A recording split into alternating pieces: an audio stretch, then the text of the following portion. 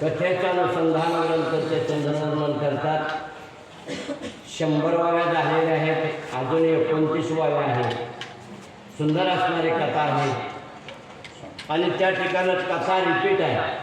ही पूर्वी कथा तुम्ही सर्वांनी ऐकली, पण हीच कथा पुन्हा हनुमंत बाप्पा जगन्माता जानकीला सांगतोय. कशासाठी सांगतोय याचं कारण आहे की सीता ज्या वेळेला मुद्रिकेला पाहून आता मला कोणी सोडवत नाही, पण मूर्छाला सीतेला आली. पण हनुमंताचा भास वेगळा झाला की हनुमंताला असं वाटलं की सीता संपली. हनुमंत झाडावर आहे, सीता असणाऱ्या झाडाच्या बुंद्यामध्ये बसलेले आहे आणि मूर्छाला आवडते सीता अशी धरणीवर झोपण्यासाठी पडलेलं आहे, अचेतन झाले. मग शंकेचं निरसन करण्यासाठी हनुमंतानं भजन चालू केलं.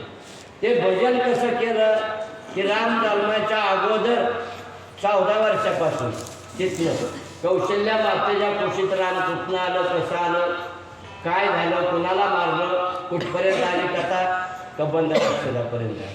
कबंधाला मारलं, जटायुसंग युद्ध झालं. ही रिपीट कथा म्हणजे डबल कथा. काय सांगतात, हनुमंत होते का? रामाची हनुमंताची किष्किंधाकांडामध्ये असणारी कुठं भेट झाली, तिथनं पुढं हनुमंताला माहिती पाहिजे होतं ना रामायण. मग हे पाठीमागचं रामायण हनुमंताला काय माहिती? कधी देवळात आला नाही, कधी कुठला अध्याय काय सांगतोय कधी ऐकलं नाही. पण आमचा हनुमंत पूर्वीपासूनच कसा सांगतोय? याचं नाव आहे रामभक्त. याचं नाव आहे रामभक्त. 20 वर्षामध्ये जरी कथा ऐकली तरी ओवी वाचली की कळली पाहिजे. मग तो रामभक्त असून सुद्धा पुन्हा तो निज भक्त आहे म्हणून त्या हनुमंताला सांगता आलं. भजन गातोय सीता मात्याला आया कान उघडाय बघा, कान उघडाय. ज्या वेळेला हनुमंताने मुद्रिका झाडावरून आज्यात सीतेच्या पुढे अशी सोडली, त्यावेळेला मुद्रिका चमकली. अंधार व्हायचा व्हावा, सूर्याचं आगमन व्हावं आणि पृथ्वीवर सतेज तेज पडावं, अशा मुद्रिकेचा उजेड झाला. सीतेला वाटलं इथे ईद लावावी, डोळ्यावर कशी चकाकी यावी, असं साक्षर सीता मातेला वाटलं.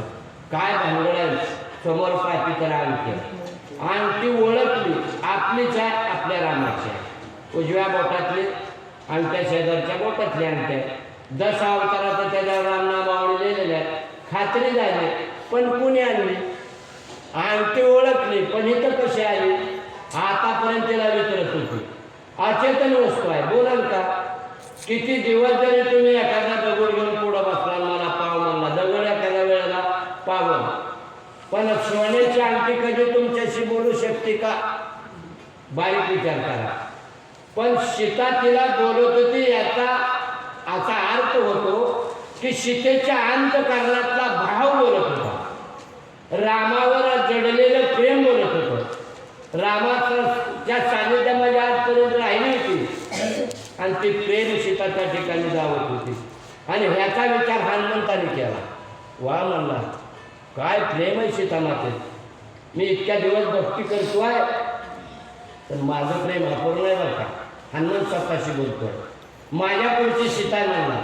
आणि प्रत्यक्षात जर रामच जवळ आला तर काय होईल मला? रामाच्या बोटाच्या अंगठीला सीता इतकी विनवते.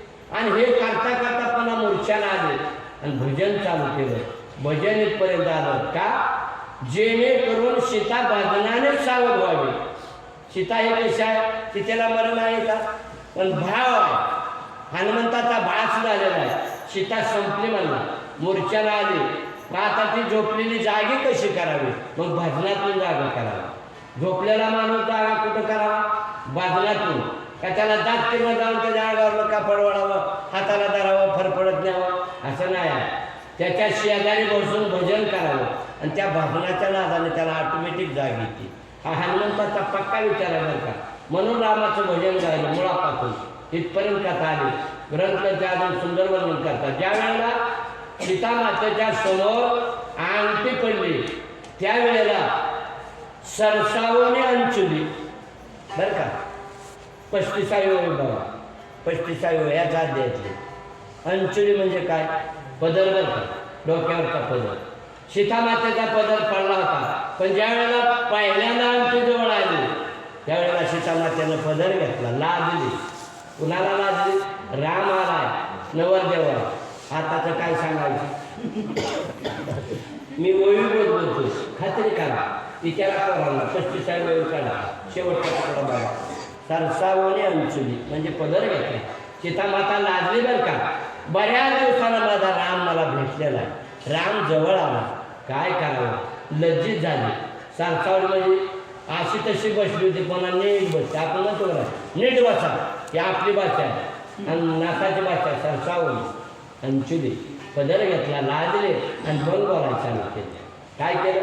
अंगठीला आधी बघितलं, खात्री केली, लाजली, पदर घेतला, पुन्हा उचलली, हृदयाला लावली, कावटाळून घेतलं, पुन्हा कपाळाला लावली बरं का.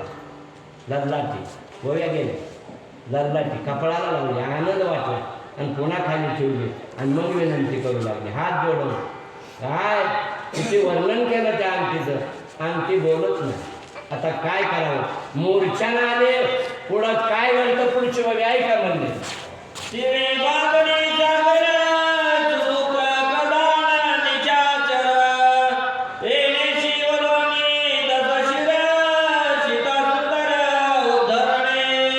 सीतेच्या शोधासाठी असणारा चांग पसरलेला 700 कोस लांबीचा समुद्र आहे. ह्याच्यावरून असणारा राम सेतू बंधनाचं कार्य करून पण सीता मातेची सोडवणूक होणार. काळजी करायची काय गरज नाही. झालेली कथा रिपीट नाथ महाराज करतात.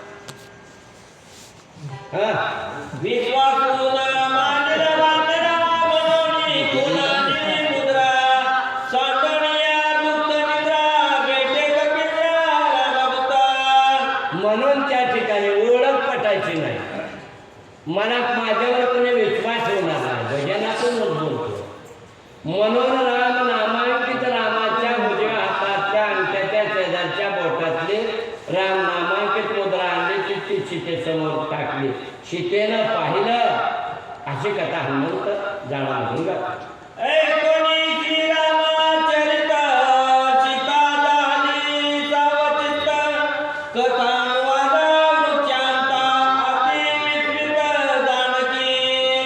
सीता मातेने ज्या वेळेला हनुमंताचं भजन ऐकलं, सुंदर अभंग होतं, रामाची कथा होती. राम कथेची नवाळी शेष वंदे पाताळी भोतळे जगदवंदे. हे रामाची कथा नुसत्या बाबळगावमध्ये नाही रामायण. श्री जगदाच्या ठिकाणी रामाची कथा पवित्र आहे आणि ज्याने ज्याने रामाची कथा ऐकली त्याचा देह पवित्र झाला. बस अशी एवढी कथा सीता मातेनं ऐकली. मूर्छेनं अवस्थेतून सीता जागृत झाली, सावध झाली. सावध झाल्यावर काय पुढे बोलते ऐकावं मी.